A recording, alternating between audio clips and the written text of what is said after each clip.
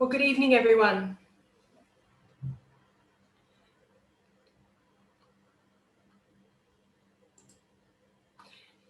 Thank you for joining us for the 129th Annual Henry George Commemorative Address. My name is Emily Sims, and I am one of the 3 lucky people who work for Prosper Australia. Prosper Australia is an independent research institute working towards a fairer and more prosperous economy through our tax system. We talk to policymakers, politicians, and the public about the elephant in every room, tax. We firmly believe that by properly capturing the rising value of land and natural monopolies through our tax system, we can reduce burdensome taxes on income and consumption that workers and businesses have to bear. This address commemorates the visit to Melbourne by the American philosopher and economist Henry George. We are now in our 129th year, making this event one of the longest running in Victoria's social history. This evening we hear from Professor Nicole Gurran of Sydney University, who will be talking to us about overcoming reform theatre, planning red tape, policy performance, and the politics of housing. Professor Gurran is not the first urbanist and spatial expert we've had deliver the Henry George Commemorative Address. In 1922, the audience heard from Marion Mahoney Griffin, but no doubt she did not have to make her speech through Zoom. So before we get started, I'd like to go over a few housekeeping items so you know how to participate in tonight's event. At any time during this session, you'll have the opportunity to submit your questions to Professor Gurran. To do so, just type your questions into Q&A at the bottom of the control panel. As time allows, Professor Gurran will address as many questions as she can during the Q&A session at the end of your presentation. We'll be recording this presentation and we'll share the link after the event. Yesterday, Anglicare released their rental affordability snapshot and confounded all my assumptions of what would be happening in the rental market during the pandemic. My colleagues and I have been talking about the demand crunch we had to have. The demand crunch that would take some of the prices always go up wind out of the speculative sales of the Australian property market. We reasoned that an immigration downturn, a public health ordered spike in unemployment, and a general contraction might help landlords realise that their income is merely a residue of the real economy. Tenants who can't pay won't pay. The market will clear and rents will have to come down, or in the parlance of the sector, rental expectations will have to adjust. According to Anglicare, this is not what's happening. The COVID impact is like a cascade. Demand is moving to cheaper properties as higher income households seek to cut costs. Prices are declining at the top end of the market, but competition for affordable, well-located, adequately sized rentals has never been more fierce. To quote the report, rent deferrals and eviction moratoriums are ending soon, and some people are in arrears for thousands of dollars. Many are facing cuts to job seeker at the same time. This is a ticking time bomb. Landlords often have mortgages on their rental property, and higher job seeker rates are protecting them from defaults on rental payments. Unless serious action is taken, Australia's entire housing system could be rocked. What we are going to hear this evening is to what extent this COVID crisis is simply revealing the structural flaws in our housing system and what form serious action ought to take. But before we do this, it is my pleasure to announce this year's winner of the E.J. Craigie Award for Writing. The E.J. Craigie Writing Award is named for a leading figure in the Australian Georgist movement, E.J. Jack Craigie, who was a member of the South Australian Parliament from 1930 to 1941 and a site value rating stalwart and a fierce defender of Henry George's legacy in the Australian context.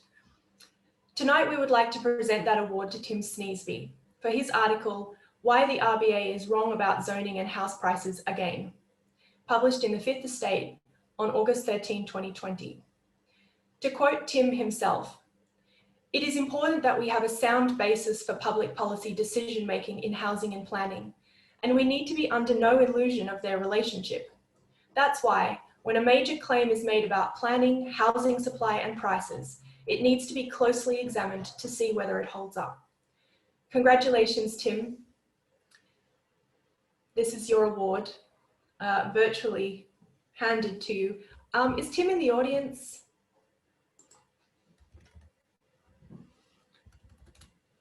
Not that I can see, Emily. Thanks, Carl. He did say he may have to do some kid wrangling at this time, but we can give him a round of applause in his absence. It is now my pleasure to introduce Nicole Gurran, Distinguished Professor and Chair of Urbanism at the University of Sydney.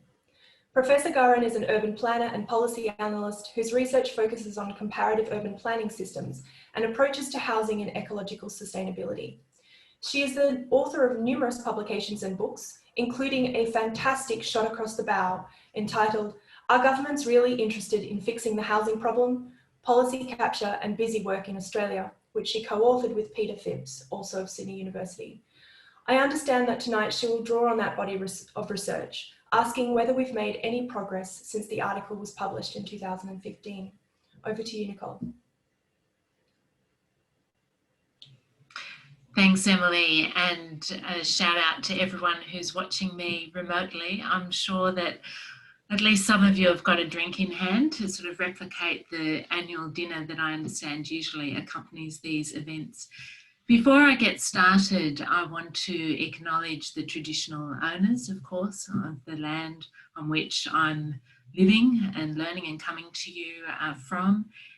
In my case, it's the Gadigal land of the Eora Nation, and I pay my respects to elders past, present and emerging, and particularly to any Aboriginal people who might be in the audience tonight. Now I'm going to share my screen with you. So just let me put up.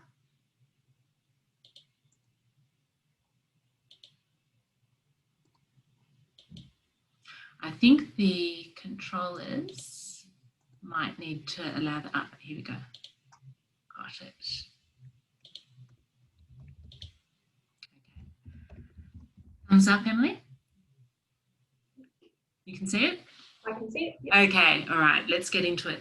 So as Emily said, I'm going to talk tonight about a body of work that I've done with Peter. I'm going to update it in terms of the current context a little bit. But before jumping in, let me reference, of course, the fabulous work that Tim Sneesby himself has done in this space. It's wonderful to hear of his award, and also people like Cameron Murray, who's also made some great contributions to the understanding of the way that we've got into such a mess in Australia in looking at housing affordability solely through the lens of urban planning as a supply constraint.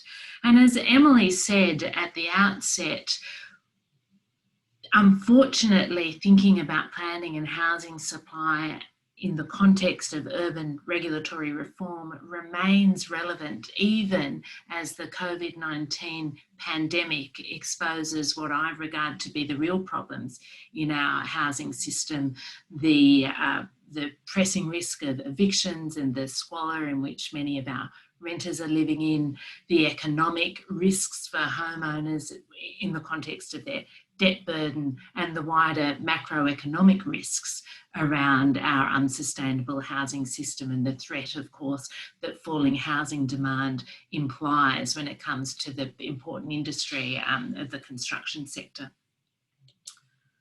So tonight I'm going to talk about the performance that has been planning reform incredibly as some kind of a solution to those significant housing failures that we have in Australia. And I'm going to talk about it in 3 acts. I'm going to just bring us up to speed with the academic literature and some of the public policy debates in Australia and internationally around the planning and the politics of housing. We'll look specifically in Act 2 at the narratives in Australia, and in Act 3 we'll look at how reforms have played out in New South Wales, and we'll wind it up with thinking about what fundamental reform might look like in the context of COVID-19 and whether we seem to be heading in that direction.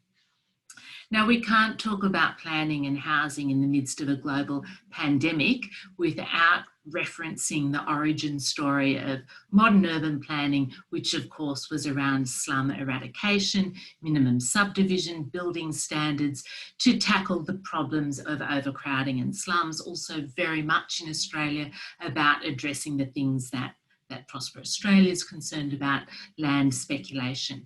Now, the industry didn't love it, the building industry didn't love it at the time, but there was broad public consensus that we needed urban regulation combined with affordable rental housing in the form of public housing to address the problems of the urban poor. And so it was a shock to me as a researcher a few years ago to realise that the problems around overcrowding, unacceptable housing conditions, even disease risk due to squalor in our housing stock were again becoming an issue in Australia. And at the same time, the issue that seemed to continually preoccupy us was not that our planning regulation wasn't protecting us and providing decent and secure places for us to live, but actually that we were somehow in the midst of over-regulation, and that's causing the problem of unfair housing and unaffordable housing. Here's another shot from the Daily Telegraph, 100 years later, complaining about the urban regulation that it trumpeted at the beginning of the last century, somehow managing to complain that the New South Wales planning system is the slowest in Australia, even while in the same news story talking about the approval of 100-storey buildings in Sydney CBD, a third of a kilometre high.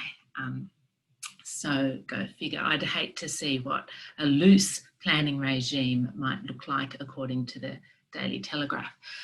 But Australia and New South Wales is certainly not the only jurisdiction to be talking about planning and housing in the same breath as though regulation is the only problem when it comes to housing crises. Somehow jurisdictions all around the world are fighting for the title of having the worst and the most constrained planning system.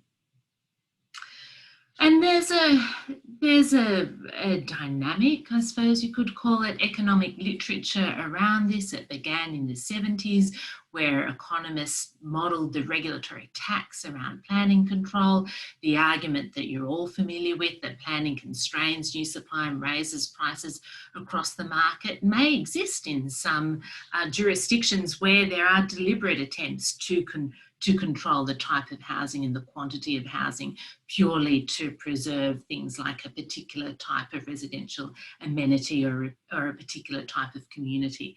I'm not saying that doesn't exist, but it's not universal. And the assumption behind the body of economic work that I'm referring to here is that without that, an unregulated market would be able to self-correct. And we know the housing market doesn't do that. It's different to other types of markets because homes are different to other types of goods. Now, housing scholars blame the housing crisis on residential capitalism, the growing trend that we've had, particularly in the past 30 or 40 years, around dwellings as a repository and a generator of wealth, around house prices reflecting that potential wealth as opposed to the good associated with using them as a shelter, or even a positional good, if you like. They point to the rise of multi-home ownership, global home ownership, the rise of private rental sectors, particularly in the years following the global financial crisis, but also the rise of residential tourism as an asset class as well, this phenomenon where you've got people able to own and consume multiple properties on the one hand, while there are too few homes for the many on the other. And that deepening inequality around assets and tenures looks different in different places, but we could summarise it and call it residential capitalism. But as Michael Gunda, the planning theorist, says, that's just really too complicated for most people, and it's easier just to blame planning. In fact, he calls blaming planning for ensuring efficient markets, including housing markets. He describes that as a neoliberal scapegoating fantasy. So now let's have a look at how those narratives are playing out in Australia, and you can decide whether there's any neoliberal fantasy blaming going on for yourself. And as Emily said, I'm going to refer a little bit to a piece of work that I did with Peter Phibbs, in which we really threw up our hands and asked whether governments were really interested in fixing the housing problem, because they seemed intent, and I think in many cases it's fair to still say this, they seemed intent on doing busy work, holding inquiries, launching perhaps pilot programs, certainly announcing reform agendas, but all types of work that seemed designed to never actually do anything at all, at least when it comes to addressing the problem of, for instance, skyrocketing house prices and the inability of first home buyers to get into the market. So our cast, you're familiar with them. We've got our really stretching the theatre allegory through the talk tonight, if you'll indulge me. But our cast are the producers, the developers, the house builders, and their internal motivation is, of course, around less regulation, less costs associated with development, and, of course, a narrative that pumps demand for housing. The more we say we've got a shortage, the more people will want to invest. Our consumers, a little bit more complicated. We've got some different types of characters there, because we've got the homeowners who, once they're in, want prices to at least stay the same, if not rise. And we've also got our renters, however, who have an interest in seeing prices moderate and certainly seeing rental protections and lower rents. And of course, everyone, but in the consumer side of things, want high amenity homes and neighbourhoods. Now, our politicians aren't entirely self-interested. They're concerned about the role of housing in the macro economy, a really fundamental component of it.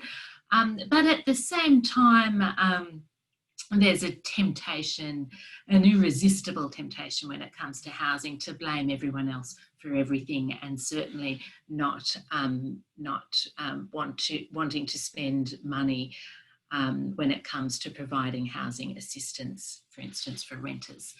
Now, our supporting actors deserve honourable mentions for producing the research, the narratives, if you like, the plot through their information. We've got the think tanks, and the IPA really deserves the Heroes Award here for its research and information. But there's also consultancies increasingly able to provide research for payment for a particular problem. We've got the media, which of course sells property advertisements, big source of revenue. We've got our industry groups and their, such as the Property Council of Australia, for instance, and behind the scenes we have the lobbyists and that phenomenon of revolving doors, which means that some of these people are wearing multiple hats at the same time, or moving positions around.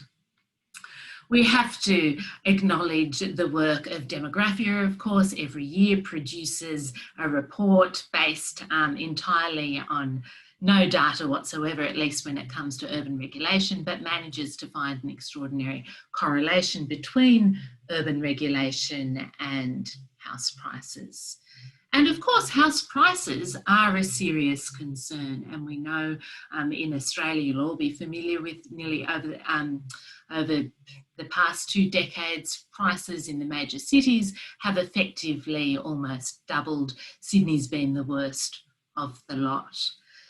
You will notice, of course, that as prices have headed north, interest rates have headed south, or I should put it the other way around. As interest rates have headed south, prices have headed north. But really don't think about that too much, because after all, we know that the real culprit when it comes to that direction of house prices, at least according to the Reserve Bank on this particular day, is the secret zoning effect. And they're very persuasive, and we've had a series of, there's an embarrassment of riches when it comes to politicians explaining to us that, obviously it's planning and we're not building enough dwellings, and that's because of planning, and that's the reason that house prices are continuing in that direction. But it sort of breaks down, particularly if we look at the excellent work done by Cameron Murray recently and others that point out, well, it's hard to sustain that argument when actually dwellings have been trending up. And in fact, the only thing that's really fundamentally changed in the long term when we look at the way that housing is produced is that we've had much more production by the private sector as the public sector, particularly in the form of social and affordable housing, has withdrawn. And even in the mid-90s, the public sector was producing over 10% of Australia's new supply. And so the structural change that we've seen in the housing system is documented by so many scholars, Judy Yates, of course. This is work led by Kath Hulse, published recently by Ahuri, that documents over at least a 30-year period the structural change in Australia's housing system, where we've reduced the number of people, as everyone knows, living in owner-occupation. We've grown our rental market. In fact, the more than a third of Australians now are living in some form of rental, primarily the private rental market. And as that's shifted, the actual composition of the rental market has actually shifted towards the middle income, higher end. So rents have increased. Now that doesn't really matter in theory, because so too have the income of renters. And that's okay as well if our middle income renters are content to spend all of that money on their rent and they're not trying to save for a home. Then we could possibly say that this system is tenable in some way or form. But the real problem, of course, is the deficit at the bottom of the market, the absolute shortage in real terms of rental housing that is affordable and available to people on low and very low incomes. So just before I move on, I want to reference the way that we arrange housing assistance in Australia. We've shifted, as I said, from funding public social and affordable housing. We fund a little bit, but not very much. We've shifted more towards rental assistance, income payments to renters in the private sector. We support, woefully under support, some people would argue, our growing homeless population. But the big money is in the tax incentives for that private rental market, which has grown, and the growing number of landlords receiving negative gearing.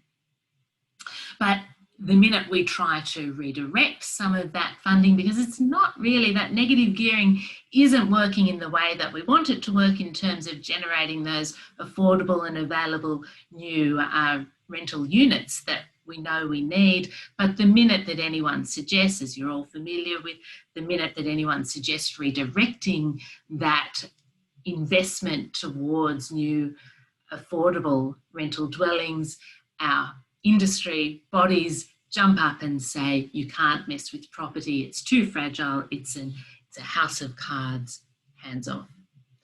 And so we're left with the one song in our playbook, let's reform the planning system.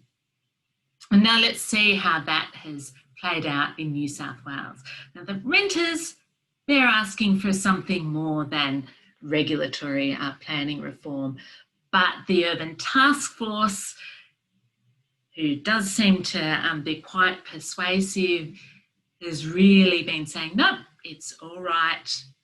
Renters, as long as we focus on planning reform in New South Wales, we'll be able to address housing affordability. So here's a press release from the task force in 2018. New Productivity Commissioner was appointed, calling again for planning reform.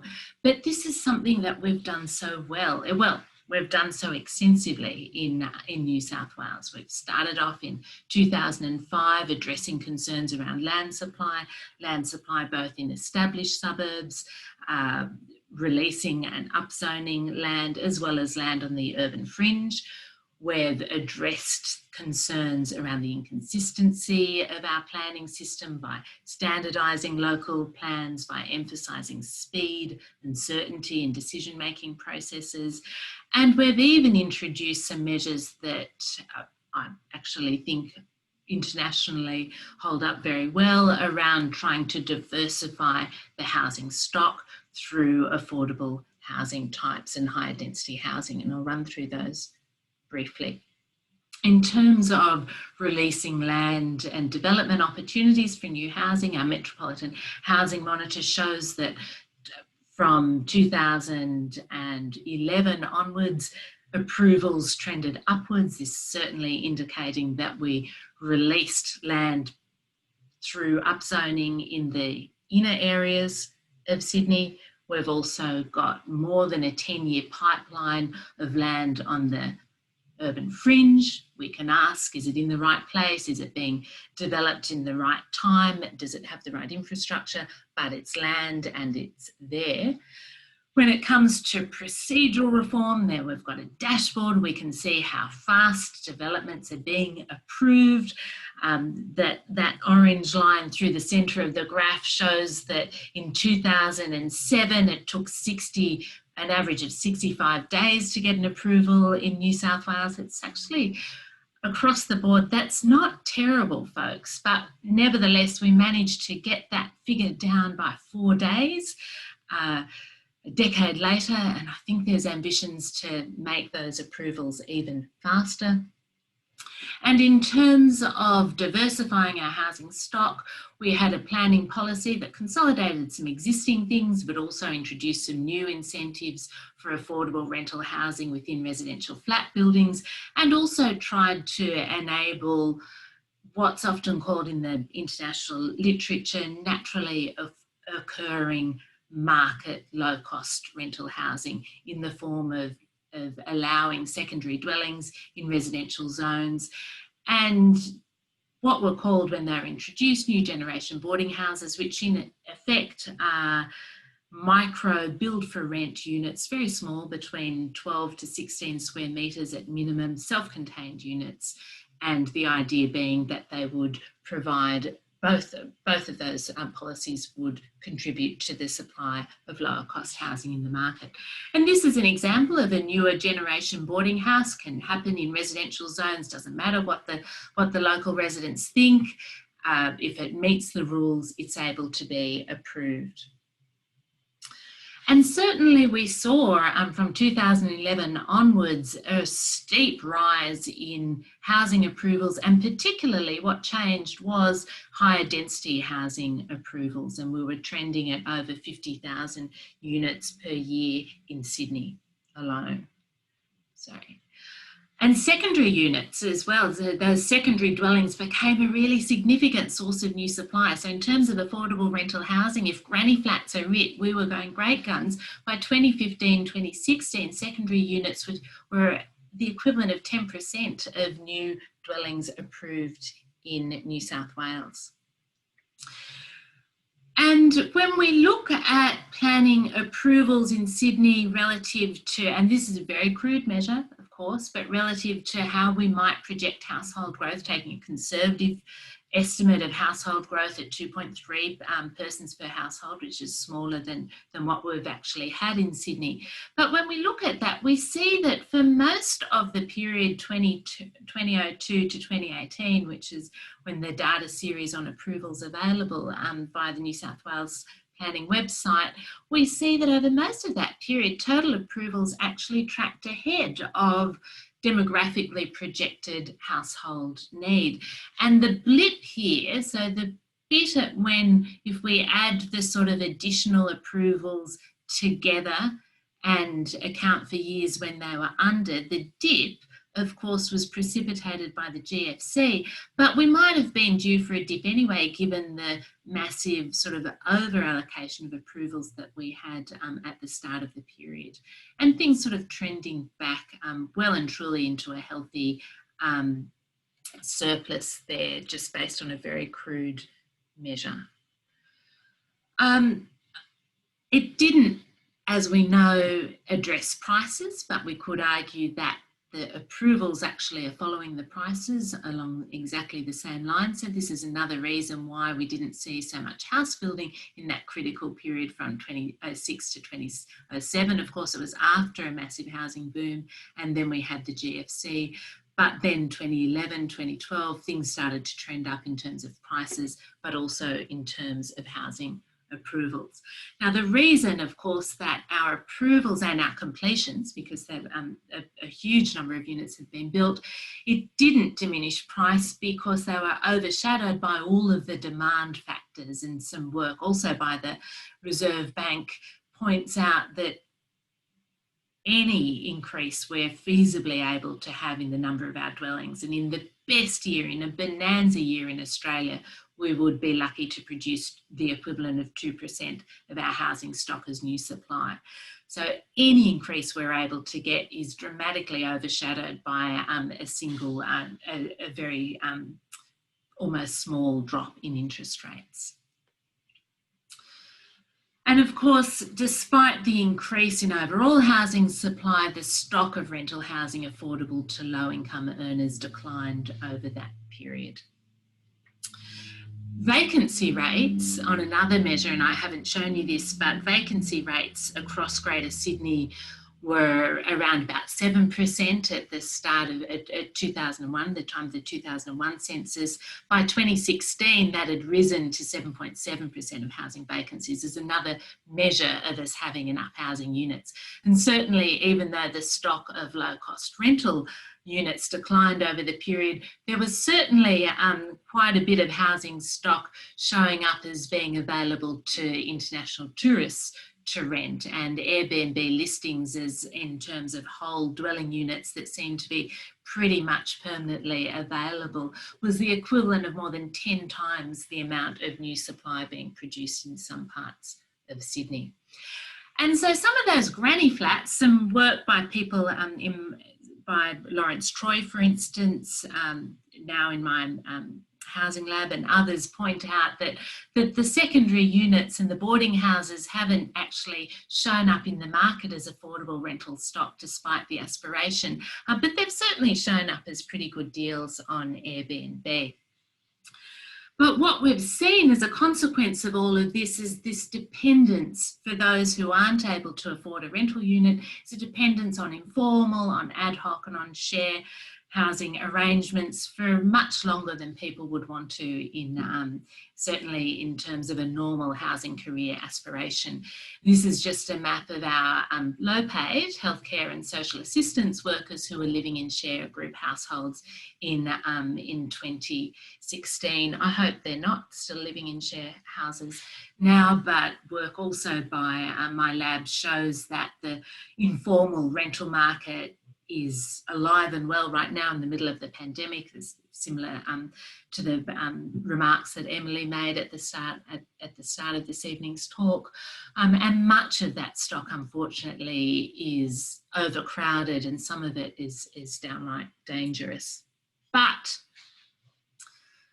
the really important thing that we've all been worried about, house prices are okay. And so I'm going to wind it up with a few reflections of where we are in the COVID-19 period. And if we look at the newspaper reportage, we can see that the concern around house prices possibly falling, I would argue the real concern that no one has wanted to really address, despite all of the hand wringing and the busy work that politicians have performed when it comes to concern about housing affordability. No one really wants house prices to fall, and in Sydney they're actually up by 1.7% so far this year. Helped along perhaps, or at least the industry has had some support with stimulus in the form of the renovation bonus and the first home buyers bonus announced as part of the government's COVID stimulus response. And so what do we do about housing affordability? Well, the Property Council is still saying that we need planning reform to keep house building through the pandemic and beyond. We're still talking about turbocharging housing supply. The Productivity Commission heard the Urban Task Force and agreed. This is a brand new report just released last month by the New South Wales Productivity Commission, also discovering that planning reform needs to occur in New South Wales to make us a better and more affordable place to live. And in terms of our COVID action response, yep, planning reform, faster assessments, again on the agenda. Now, of course, we have much more substantive reforms on the table, such as the proposed reform around social and affordable housing, proposed by the body of advocacy groups, including the Community Housing Industry Association, and that's a much more well thought out, in my view, and viable plan around transforming the housing system, but also addressing the economic concerns around the construction industry. And so to finish up right on time, I'm hoping that at this point in history, we can shift to a position of real reform when it comes to planning and housing in Australia, away from the recovery rhetoric that we've certainly had in New South Wales and the ongoing talking about regulatory clearing to remove those fantasy barriers, really, when it comes to new housing development, to shift to a fairer housing system, which is a system that looks like one in which our public subsidy and our public benefits are geared towards producing affordable new housing supply, primarily rental, but there's a need to diversify our tenure models, coupled with real protection for renters and the capacity to introduce and enforce standards in the private rental sector, which we can't even touch at the moment until renters have those protections around evictions.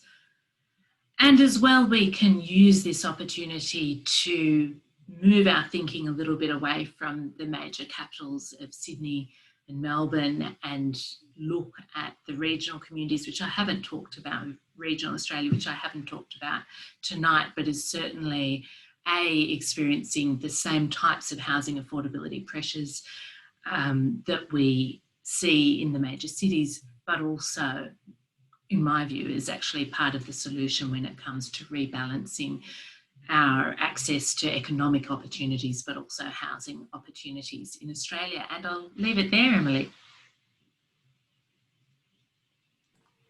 Thank you very much, Nicole. Let's see if I can stop sharing. Let's see.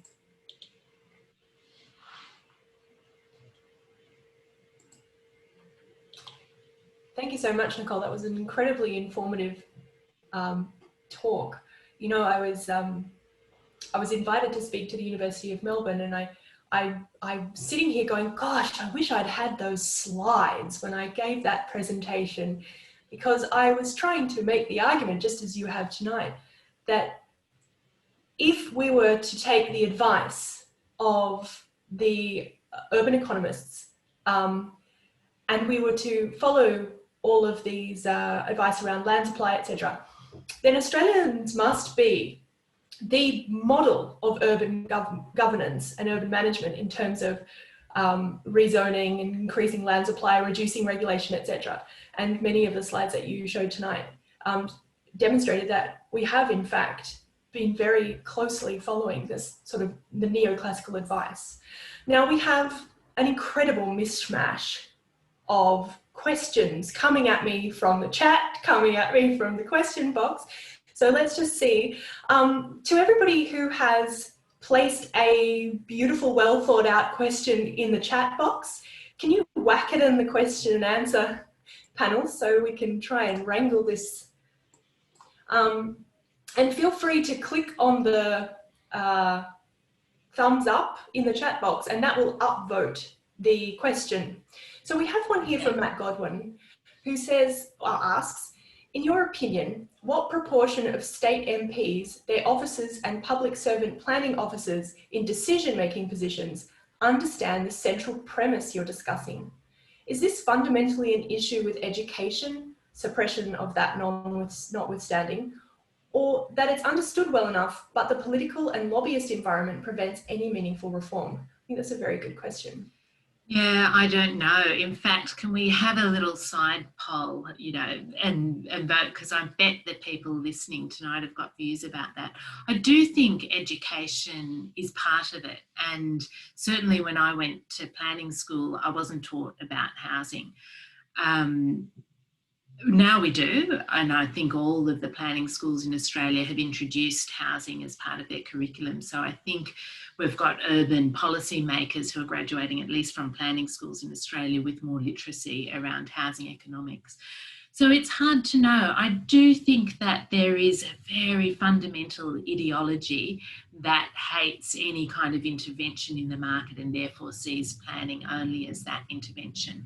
But I also think there's a deliberate turning away from planning regulation as something that people can't be bothered to understand. So it sounds complicated, it's annoying, it's easier to not quite understand it.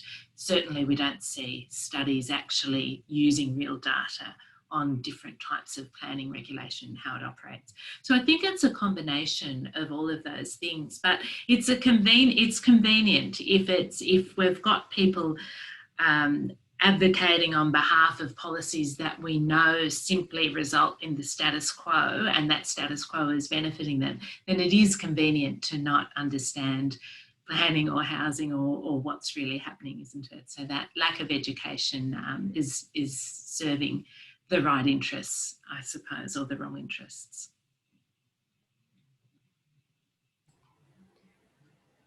What else have we got here? What city in the world has the best housing affordability system?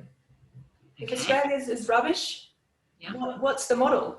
Okay, well, I would say Amsterdam. I could have rolled out a whole lot of slides that show Sydney, for instance, because I'm familiar with Sydney. I'm sorry, everyone in Melbourne, that I do use Sydney as a bit of a reference point, but that looks at the different compositions, for instance, of new housing production, that looks at rental regulation, that looks at different types of tenure. And I would say that Amsterdam as a city and Holland as a nation still has a much more progressive planning and certainly housing system than we do. It's not perfect.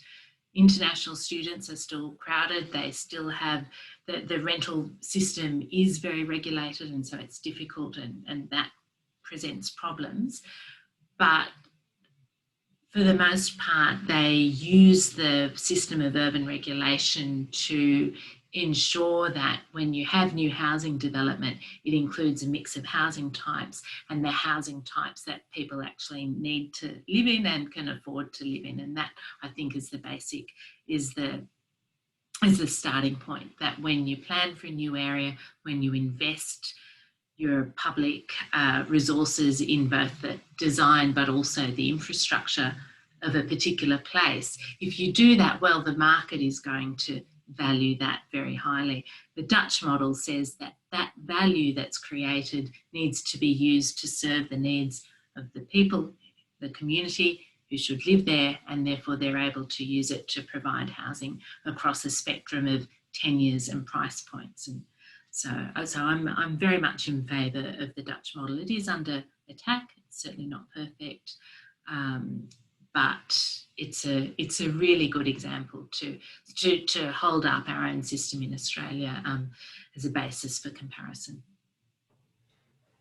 The Dutch system is quite interesting. I was taught that in the Netherlands, the relationship between planners and the markets is somewhat flipped, in that the Dutch, because they don't have the abundance of greenfields land supply, they have to reclaim land from the ocean.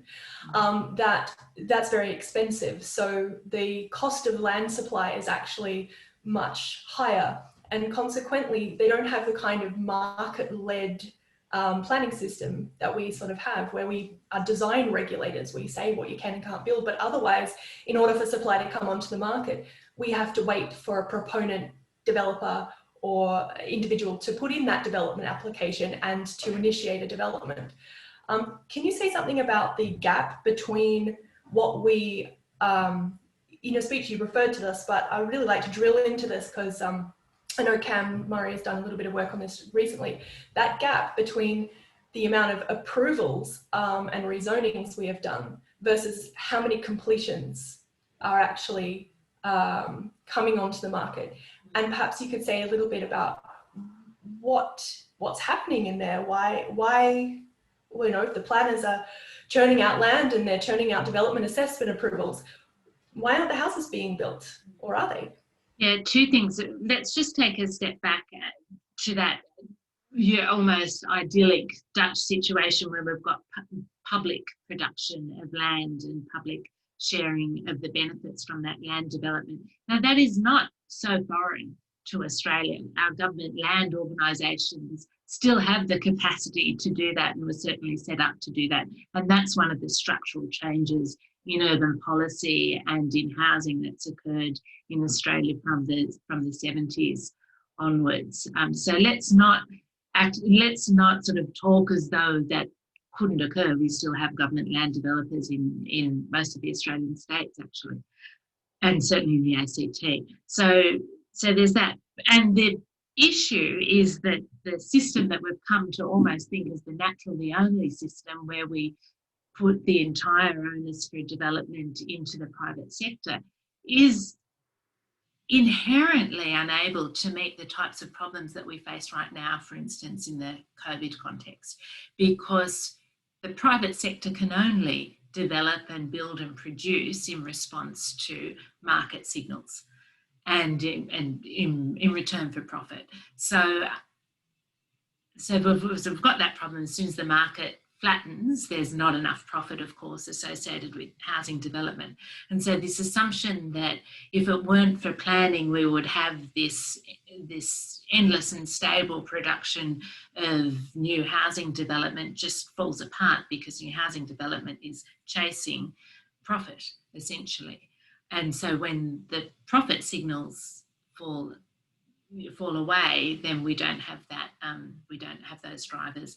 So the other types of barriers, and they've been pointed out by Cameron in his paper, for instance, the other types of barriers. So once we hand over an approval, so the land is zoned for housing development, or the developer has an approval in their hand, they still need finance. And in Australia, that's complicated, particularly complicated with multi-unit development, because to finance multi-unit development, you generally need sales off the plan. That's how we do it in Australia. And so you've got to get a whole lot of people signed up. And people are nervous to sign up when the market is falling. So that's a really big issue. That was the main constraint in the GFC period.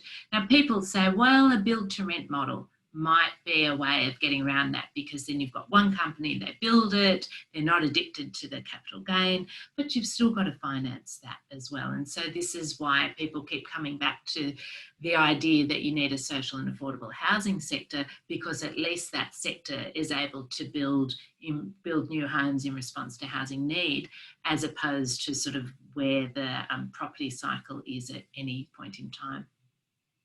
If that's enough for the minute, Emily. Yes, we'll take another question. There's one from Catherine Sunderman here, who it's lovely to see her here. Surely the big issue is that, as you say, most people don't want housing prices to fall, as we still have a home owning culture. What will cause this cultural and political shift to allow housing reform? Yeah. I think that's at the heart of it. Was that a question from Catherine, did you say? Yeah. Yeah, Catherine, I think that's absolutely at the heart of it. No one really wants houses to fall, and actually there's a macroeconomic risk around that happening. The only way that I can imagine, and perhaps there's finer minds than I can give us a roadmap out of this problem, but the only way that I can imagine is if we build up the other part of the housing system that's missing, and that's our non-profit sector, so our social and affordable housing sector. It may include for-profit actors, but we need a sector of the housing system that's able to produce and provide housing at times when the private market is going south, so to speak. Now, for homeowners, it actually doesn't matter if you're an owner-occupier, as long as you're not overly leveraged. It actually doesn't matter if prices do their cyclical thing. That's not real. That's not even a massive economic risk, as I understand it. The real risk, of course, is when we have the wider economic issues that occur in a recession, and you have the loss of employment in the construction sector, for instance, or if you, and that has repercussions across the entire economy. But for homeowners to do what they're doing right now, just live in the home that they own, they're not putting their house on the market. So the fact that property prices, for instance, in Melbourne might have dipped a little bit, it's actually, there's no issue with that whatsoever from the homeowner's perspective or from the economic perspective. The concern is from the construction industry perspective, that we're not having a demand signal to produce the houses that we still need, notwithstanding the fact that we're having a drop in immigration and in demand, but also because we've got all of that unmet housing need that the market was unable to meet in good times and isn't able to meet in bad times. So we have to build up that non-profit sector of the market. But the good news for people who are anxious about property prices is it's not going to hurt them. The affordable housing sector doesn't bring down house prices. There's been a lot of talk this week about what will be in the budget around social housing, the Commonwealth government's budget. It'll be interesting to see whether some of the demands from the social and affordable housing programs that have been put forward will be, in fact, in that budget. Yeah. Arguably they should be. We've got a really interesting question here, Nicole. Some say from an ideological perspective that the system is broken. What has to be considered is, who is the system designed to favour? When one is clear in that the agenda is to transfer the benefits of increased productivity from the worker wages and salaries to capital, the wealthy, then we see that the system is just a well-oiled machine working perfectly. In some financial jurisdictions today, it is cheaper to borrow $1 million for a year, and in some they even pay you than hire a wheelbarrow for a day. I think that's a comment, but it allows me to make a comment, and that is that for a long time people have said in Australia that the real housing problem is that for most people it's not a problem.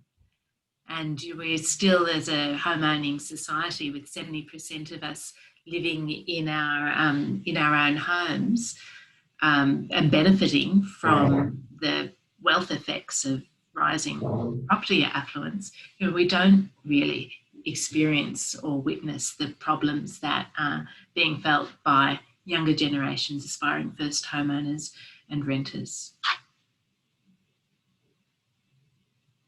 There's a question here from Owen Allen. He asks, the conversation around equity of access to planetary or national resources as a common social principle, the commons, seems to be missing from politics and community, and historically just a low-ebb conversation anyhow.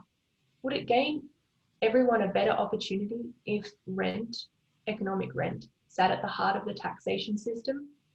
I think that is a question very dear to the hearts of many in our audience tonight. I'm going to leave that to your audience because I don't do research on tax. I'm a punter just like everyone else, and I've got my views just like everyone else, but my research is on planning and housing. So I'm sure there's more qualified people than me on the chat and on the Q&A for that one. Thank you though. Well, I'm sure those more qualified people will feel free to put their comments in. Let's see. Oh, here's a question from John Brockhoff, PN New South Wales. How should the planning industry position its role during COVID, given the pushback against planning regulation? Yeah, this is one, John, where I'd like to hear your views as well. Look, I think the planning industry needs to articulate the case for planning and why planning is important.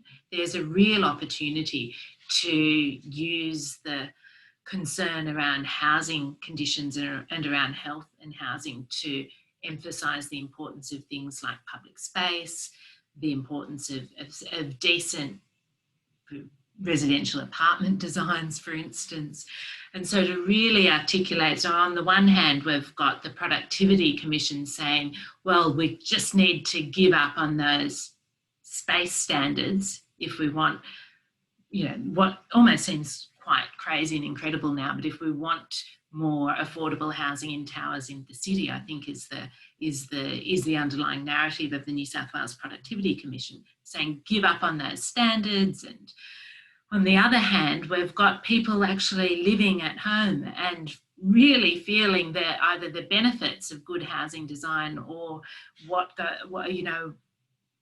goes wrong when our apartments aren't designed really for living in, and they're actually designed to be investment units that are sort of rolled out to unsuspecting renters. So I think there's a real opportunity for the planning industry to articulate the importance of good planning and the need for good planning, and to resist the temptation to try and race even further to the bottom with, you know, the sort of regulatory clearing that we saw in the wake of the GFC. And we do have more evidence now to show that it's not going to make any difference anyway, that regulatory clearing away of imagined planning controls doesn't result in more housing units.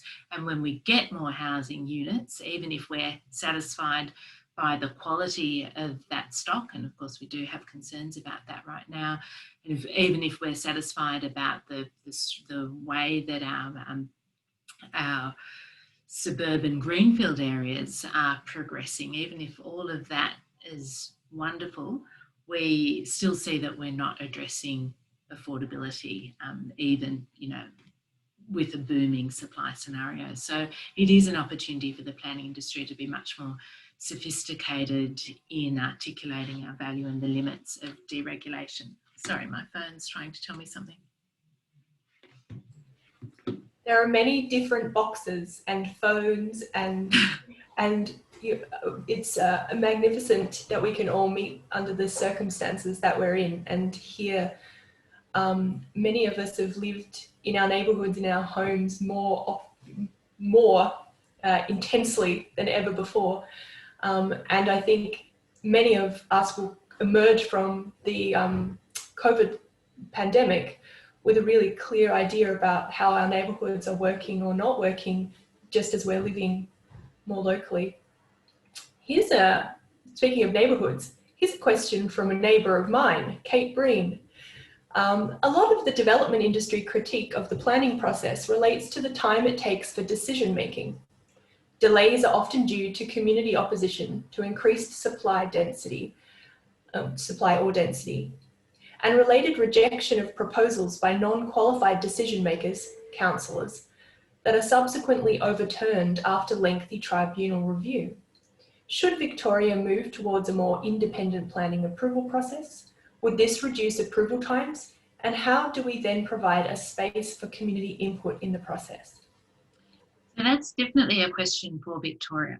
But in New South Wales, as many of you probably know, we don't have third-party appeals generally, and certainly not for residential development. There are some circumstances, aside from an administrative reason, so an error of administrative law, there's generally no third-party appeals. So the idea that community opposition could hold up, for instance, an apartment, even an apartment block that's a third of a kilometre, you know, it actually doesn't exist in New South Wales. But people will, in the rezoning process, of course, that will take time, and I think appropriately when communities are being consulted about changes to the planning controls in their areas. But there's limited opportunity there's no opportunity to oppose a development through the courts, through the third-party system. But there are still there is still time that it takes to approve a complicated development, to have all of the studies involved, for instance, and if a developer brings forward a scheme that doesn't fit with the planning rules, then that's going to take time for the project to be approved. But in New South Wales, where 99% of 90%, I think the figure is 90% of determinations are made by council staff under delegation. We're only talking about 10% of planning matters anyway that are going to decision-making bodies, and all of those now are considered by independent panels, either at the regional level or at the local level. So we don't have a problem with approvals because of the sort of local politics that you described, or because of the objection culture that you described there, Emily. And yet people would still look to Victoria and say, or look to Melbourne and say, well, Melbourne's done better with its housing supply and it's done better with its affordability.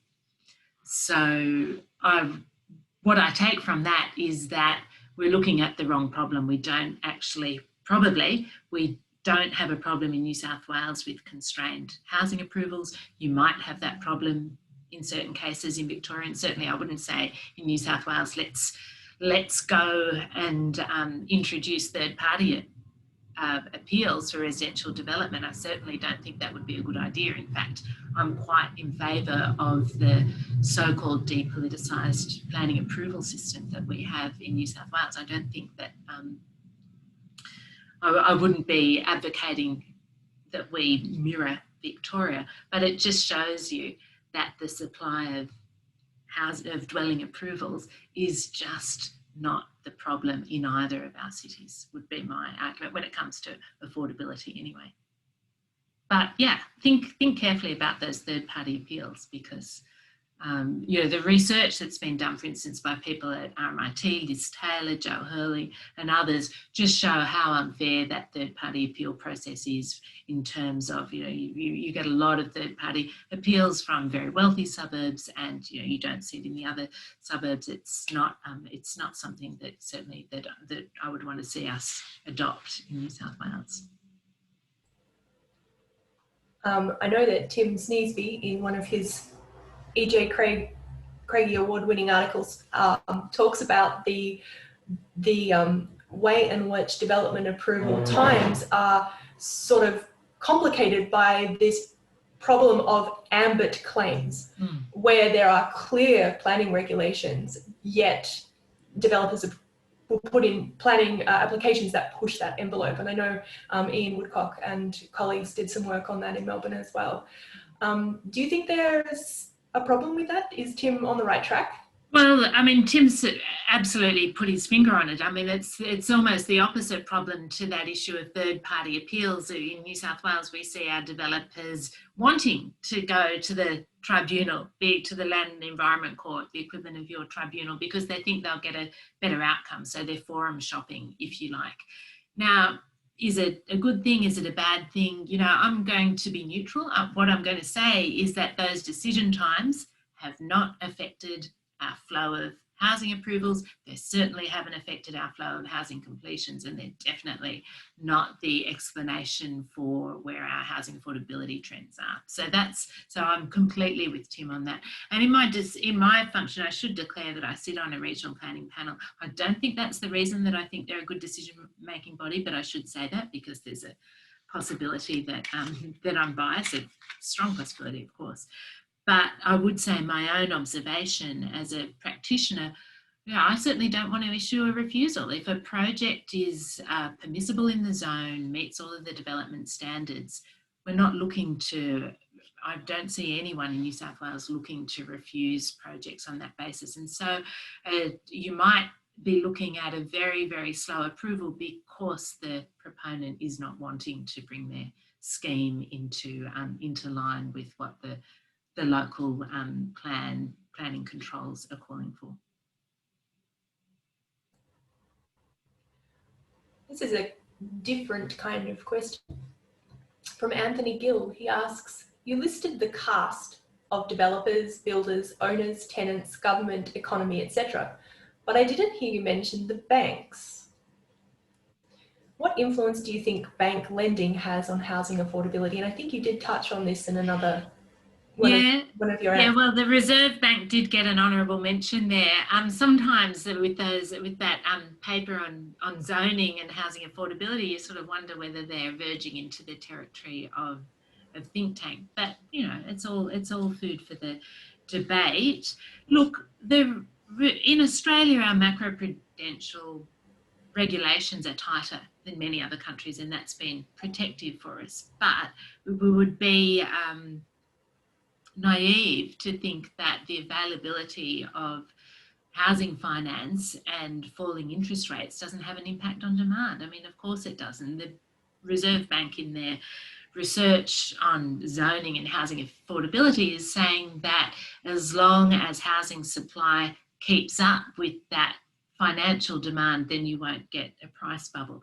But of course, we're dealing with space and the real world, and our cities and our housing units aren't just there to endlessly expand to keep house prices down. We can't do that. The housing market doesn't work like that. So unless we have other systems in place to make sure that new housing development, for instance, is moderated in terms of the prices, in terms of the rents, we will continue, and unless we redirect our financial incentives and our tax system away from further gearing up that demand for housing, we're going to end up the problem will continue. In other words, that was probably a very inelegant response to a very good question. But yes, I'm not blaming the bank, but easy credit is certainly an explanation for price inflation. I thought it was a very elegant response to a very difficult question about where the banks are positioned in all of this. I've got a question here from Dr. Kate Shaw from the University of Melbourne. Nicole, do you think the private sector could actually provide affordable housing even if it or the players within that sector wanted to? Yes, I do, Kate. Now, a couple of things, and thank you for the question. Hi, Kate. One, the planning system through inclusionary zoning cannot fund social housing. You know, social housing for people on very low incomes does require government subsidy.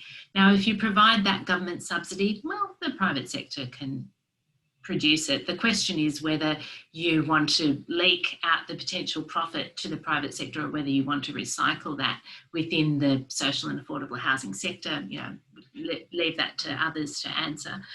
But so in the terms of social housing, yes, there's probably a role for the private sector and it occurs with public-private partnerships.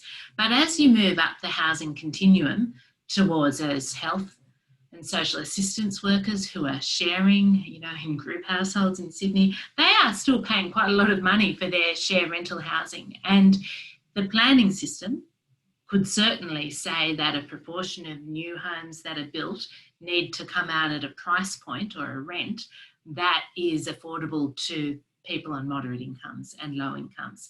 And that would be private sector provision of what I would call affordable housing, and you make it affordable through your eligibility requirements. So the research by Kath Holtz and others point out that even if you've got units on the market that are technically affordable, unless you then link them up to households on low and moderate incomes, they can be occupied by people on higher incomes. And who would blame higher income people wanting to, you know, occupy a lower rental unit? Certainly not me. But we need, if we're using policy intervention to produce an affordable rental outcome, we need to then match that up with the households that need it. And so there's a little bit of intervention that's needed to do that. But it's not asking the private sector to do more in that instance than accept a lower profit. And as we know from Cam's work and the work of others, once you signal that up front as part of the requirements around land development, then the land market can even adjust to that expectation as well. So yes, there's a role, but the market alone isn't going to solve the problem, Kate, as you know. We have a opportunity to zoom out. Will McMahon says, What you've described could be a presentation for Britain, almost word for word. How do you explain the striking similarities in these developments across the globe? I actually wrote a book on that. I should. Not just me, but with Professor Rebecca Chu in Hong Kong and Professor Nick Gallant in England, and it's called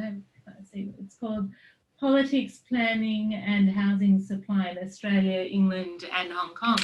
And it essentially the premise is, how can you have these three countries so absolutely apparently different, and yet the exact same narrative around planning and housing supply, different housing systems, different planning systems, quite different planning systems, but exactly the same narrative. So I'm going to give two explanations for that. Did you say it was William, the questioner?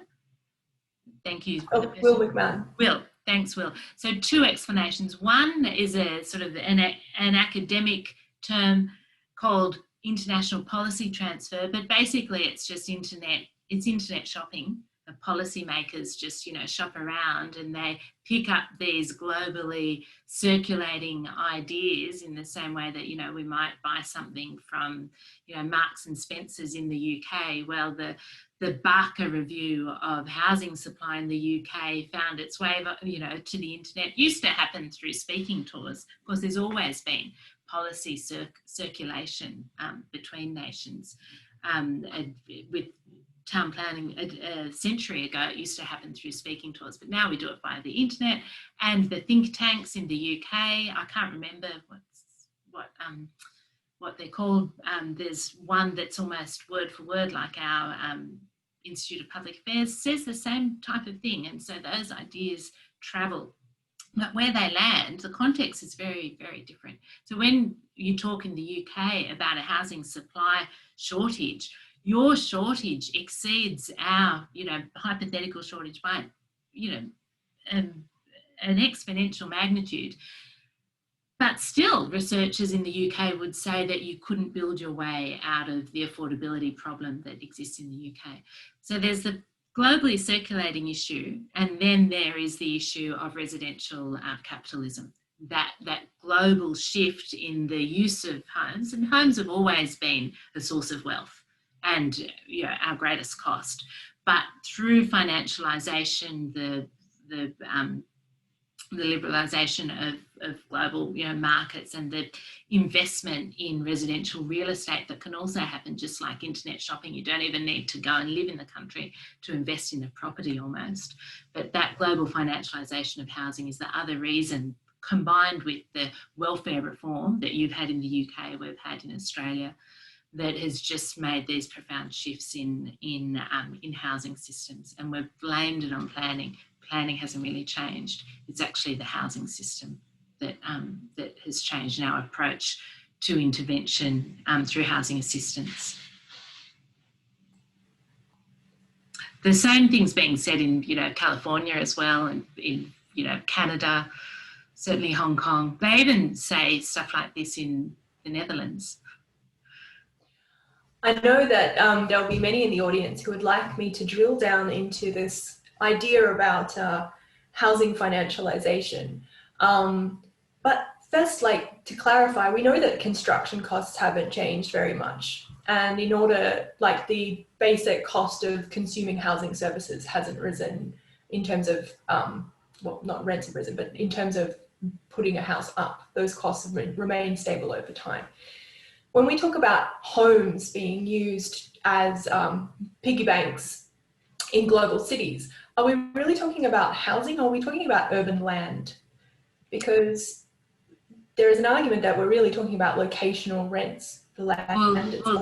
Obviously the location explains difference in house prices and asset value, and that can almost entirely be explained based on access to employment opportunities. So there's limited, in an urban geography, national geography, there's limited locations where you're able to access jobs, and those places will always have, so the housing demand rises locally with incomes. So where you've got more jobs and higher incomes, then house prices will always, and rents will always be higher, and then for global demand anywhere, those will be places that you would want to invest in too if you're looking for asset appreciation. So yes, it's urban land, but because of the properties of that land, which include the economic activities, but also we know that those economic activities often cluster around very wonderful natural and cultural assets as well